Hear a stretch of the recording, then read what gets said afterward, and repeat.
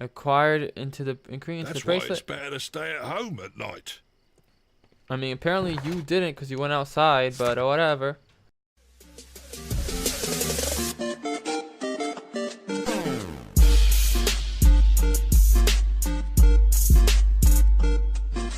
Hey guys, my name is JemSoulex and welcome back to some more Let's Play Sherlock Holmes Crimes and Punishments. And we are now doing case number 6, which is the last case in the story. And there is a murder of 2 people outside that we have to figure out. So, let's go ahead and figure out the timeline or the change of effects that happened here. So first, he got up from the bed. Placed the no, he got up from the bed, right? Do something into the fire. Place the broken stick. We're just kind of going along, guys. Cut papers with a knife. Open the window.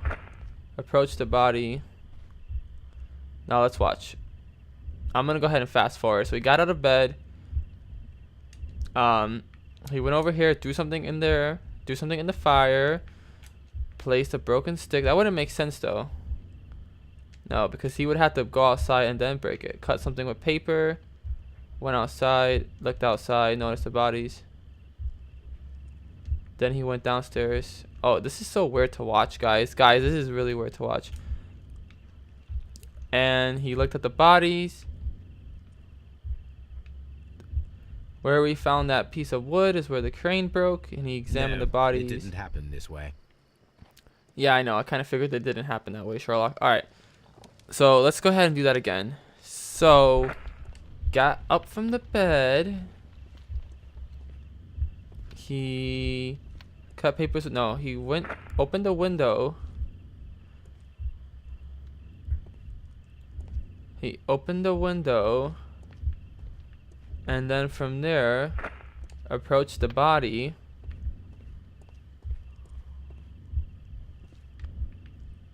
Approached the body. Took something. Broke the stick, approached the body. Yeah. Yeah. Placed the broken stick there. Threw something in the fire. No, fuck. He first cut the paper up and then threw it in the fire. And yeah, let's see how that looks. Damn it. All right.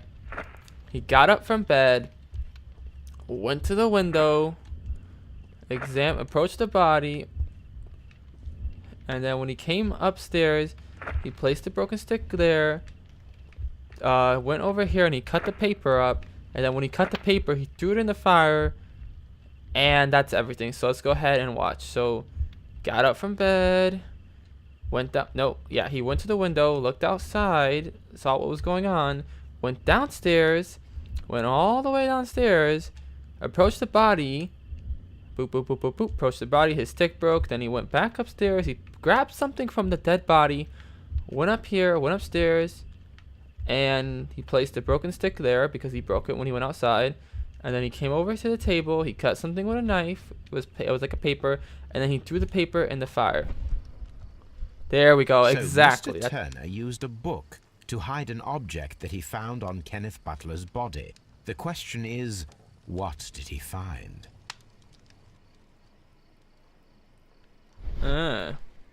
Books. Fat prints. I can see prints from greasy fingers upon the cover of this book. Let us take a closer look.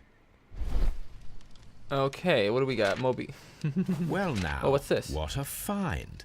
A precious jewel concealed inside a book. Interesting. What do we got? A bracelet with a unique ram's head design. A distinctive feature of ancient Grecian artifacts, probably of the Hellenistic era. Okay, so we got some evidence here. Dialogue, we have dialogue, and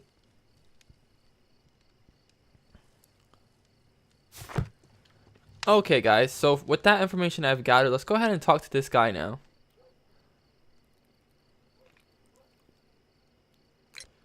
Mr. Turner, How would it be possible for a man of advanced years, such as yourself, to rush from his bed to the window in a matter of seconds, as you have stated? Well, I'm able to move very quickly, despite my age. And when the situation requires it, Mr. Holmes.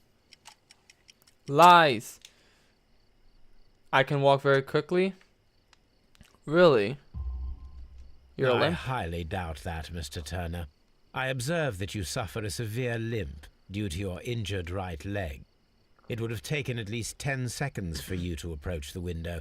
That means you could have easily missed something or someone in Half Moon Street during that time.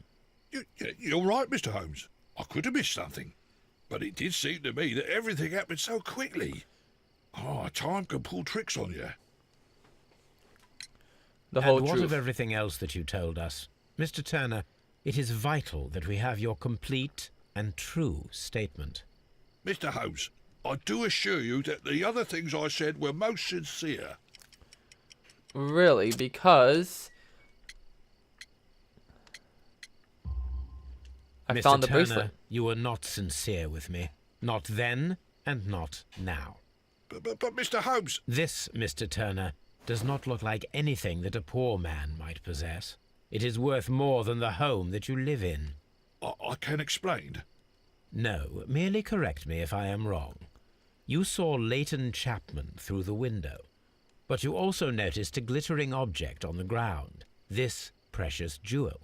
You walked down and took the bracelet from the body of Kenneth Butler, and when you heard the whistles, you hurried away.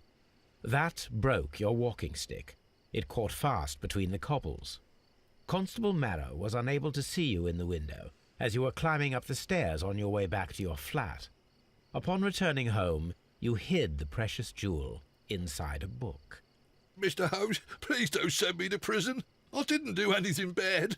I'm just a poor man. When I chanced upon the bracelet, I saw it as an opportunity to make a little money. I was desperate. I only took the bracelet, that's all, I swear.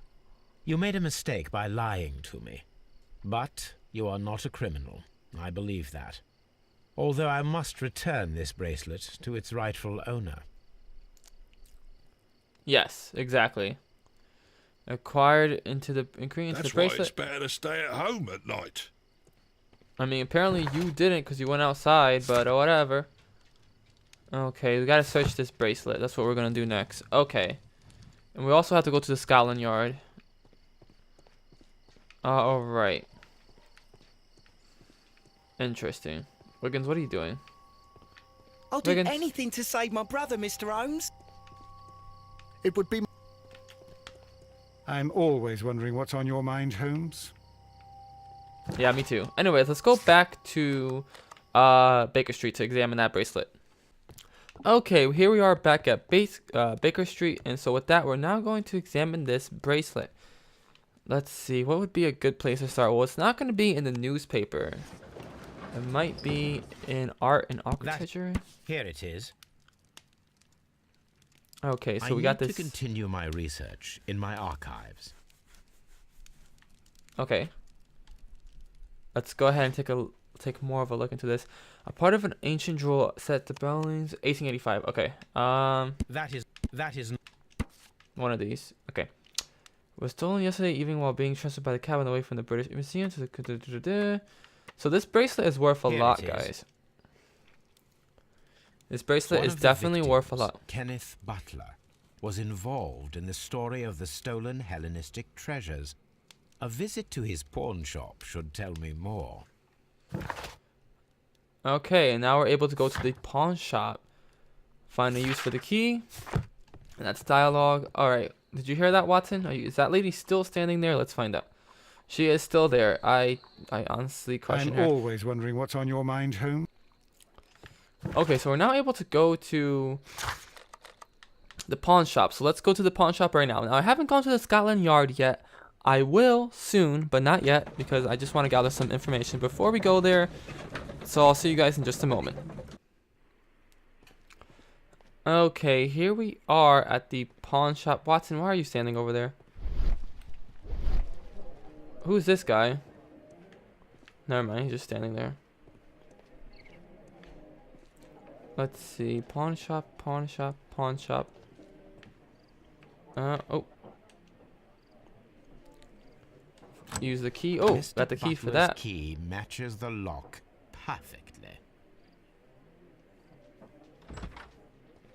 Oh, this is the pawn shop. Okay. What do we got in here? Let's A flare see. pistol.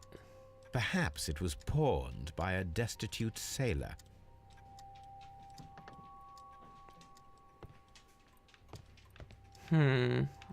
Books.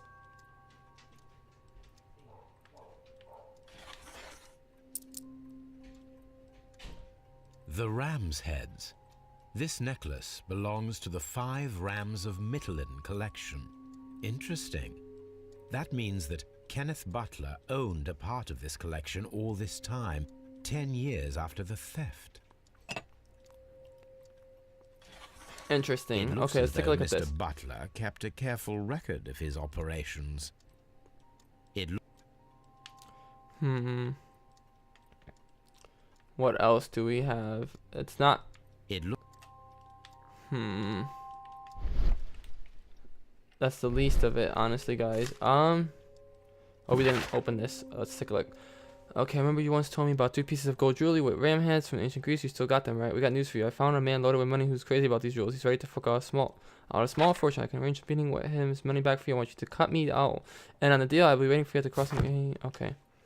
Okay. Acquire the bracelet complete. Let's take a look. So we have a golden necklace.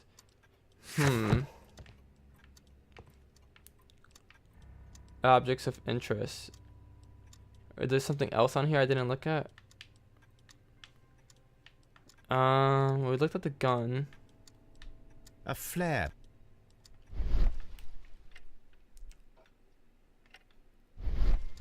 No, guys, I don't see anything else that can be of interest just besides the flare gun. But anyways, I think that's it for that. Interesting. Is that all that's... I think that's all that's in here, guys. Oh, wait, what's over here? There Crampons is... and a sharp ice axe would only be brought here by a mountaineer. Makes sense. Objects of interest. But I wasn't done, Sherlock. What if there was something else I wanted to look at? Ugh. Whatever. I think that's pretty much it. It's just that.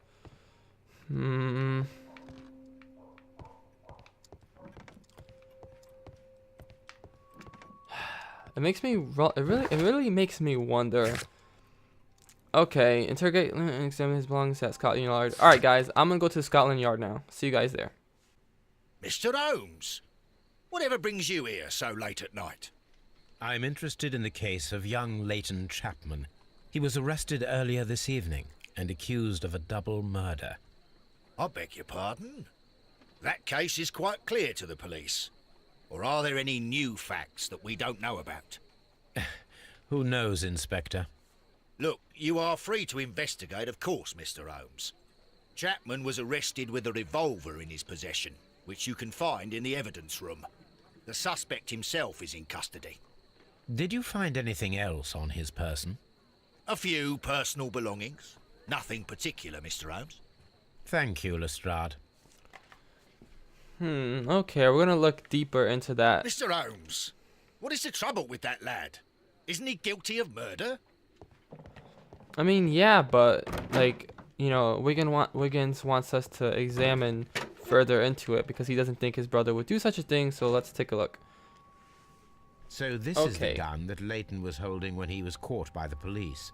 It is a Webley revolver, a reliable weapon. It seems Okay. as though the shells were not removed from the cylinder. Okay. Oh, yeah, there's 2 shots missing. 2 out of the 6 shells have been fired. There were 2 shots. Yes, that's it These for that. cigarettes are filled with cheap tobacco. Nothing interesting. An apple that we can't A examine. cheap watch, bought with his own money, no doubt. Wait, hold on. What is that? I wanted to look at those shells. 2 out of the 6 shells have been fired. There were 2 shots. Okay. Interesting. So with that, guys, I think we should go talk to the suspect himself, who is in here. Please escort this suspect for interrogation. Okay, so we're gonna go interrogate Wiggins' brother. See what we Good can find out. evening, Mr. Chapman. Who are you? I've got nothing to say. It's all a mistake. Calm down, Leighton. I have come here to help you. To find out if you truly are innocent, as your younger brother Wiggins has told me. My brother? You know him? Then that means you're... Sherlock Holmes. Oh, blimey. All right, Mr. Holmes. I'll tell you everything. Alright, let's take an examination of this guy. So what do we got? Deep scar, occasional fights, grew up on the street, obviously. We knew that. Grew up on, recent beating, resisted arrest, hothead, fancy stuff, downtown fashion, office clerk, and he was in prison. Committed a crime. Alright. Let us question him. Good. Tell me your account of what happened. I left my work and I hurried up to see the fireworks in Whitechapel. I was late, so I decided to cut through Half Moon Street. I saw the first fireworks light up in the sky. I bumped into a constable on a corner before entering Half Moon. Then suddenly, what with all the firework flare, I saw 2 men. They were both lying flat in the middle of the street. I stopped where I was. I thought about turning back to the police, but as I was thinking of that, I saw a third person.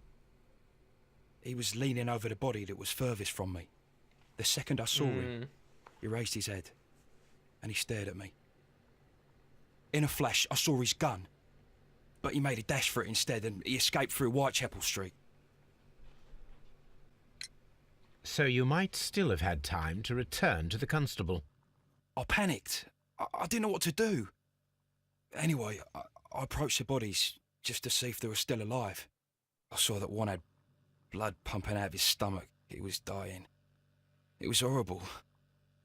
The second one was already dead. He had a hole in his head. He was holding a gun in his hand, though. I took it, and then I followed the third man.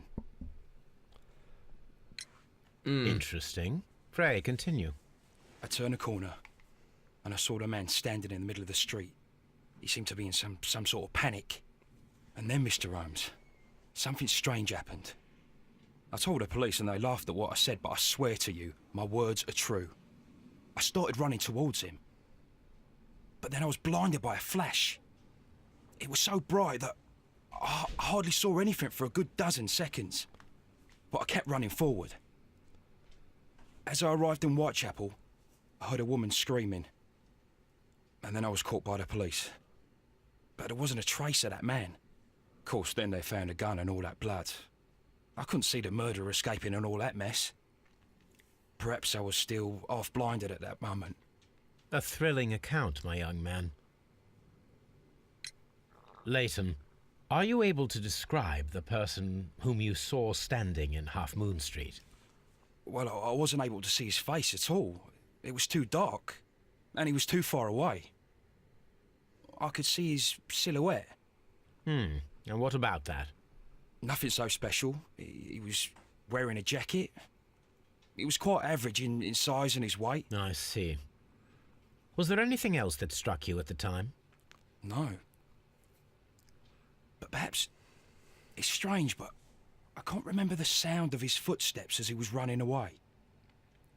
Perhaps it was because of the fireworks or the surprise of me seeing him. Leighton, I confess I am puzzled. Why should a young lad like you take a gun from the hands of a dead man and set off in pursuit of a probable killer? I know. I keep wondering that, but at the time it was like a reflex. A criminal ought to be arrested, and he was armed. You were willing to risk your life. that was a little foolish, unless you wanted revenge. No, Mr. Holmes. I was just being brave and stupid. Okay. Door key, Westgate prisoners, Turner's lamp. Oh, damn it. Let's try that again. I don't know what the correct... I don't know what the correct answer is. Let's see. Turner's lamp, Westgate prisoners, Turner's contradiction. There we go. I'm sure that you were, but I believe that you may have recognized one of the victims, Brian Vercotti. You knew that gentleman well, did you not? However could you know that? You have a typical tattoo of the Westgate Brotherhood upon your hand. I observed exactly the same mark upon Mr. Vercotti.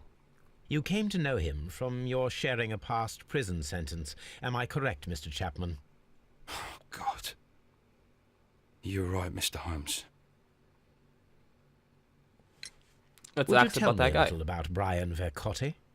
We were convicted for a robbery. Once in prison, both of us joined one of these fraternities. During that year, we tried to help each other out, you know? You were quite young then, I believe. Yes, Mr. Holmes, we were. We'd only stolen a pound of meat. After we were released, and when I saw what my little brother had become, I decided to work towards living an honest life. And Vercotti? He had a hard time. His sister had died in a Whitechapel dispensary while he was in prison. He had no family anymore. Our paths split. He fell back into crime. So you lost him? Yes. And for around 2 years, I heard no news of him at all. We shall see you soon, Okay. young man.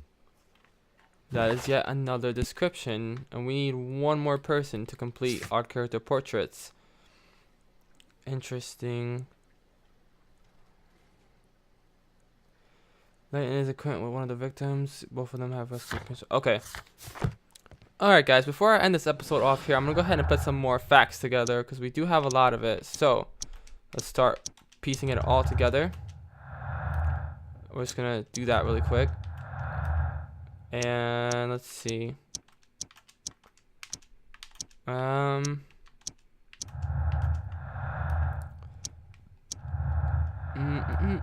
Just putting all of our facts together. Nope. And just putting it all together.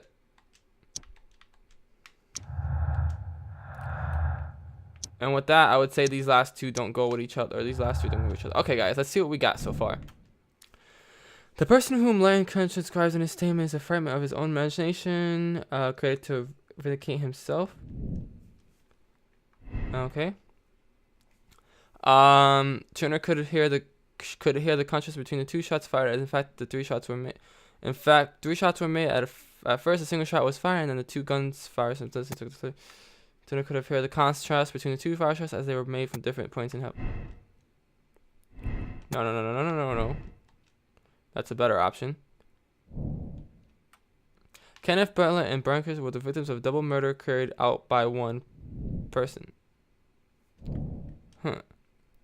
The witness testimonies the crime were clearly pointing to one possible culprit, Larry Chapman. This is just me looking at all the facts, guys. The search for the missing treasures could be the motive for the crime that was committed in Half Moon Street. Mr. Holmes took the person directly after the murder, but the ring is still missing.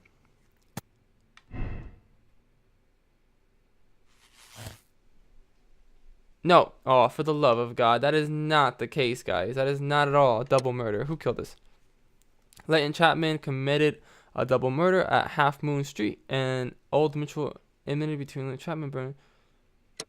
No, that is not at all the answer, guys. I know there's something else. I'm just taking a look here. There's got to be something else. Okay, guys. Well, I'm going to go ahead and end the episode off here. So next time, let's play Sherlock Holmes Crimes and Punishments. We will hopefully figure out who the murderer is. This case might actually end a little sooner than I think, but we'll see. So if you guys enjoyed this video, be sure to like, comment, and share. Subscribe to become a gem, and I'll see you all next time. Bye-bye. Hey guys, my name is JemSoulex, and welcome to case number 6, the final case. A Half Moon Walk. This is going to be the last for the love of God, stop with these achievements that keep scaring me. Oh my God. This is case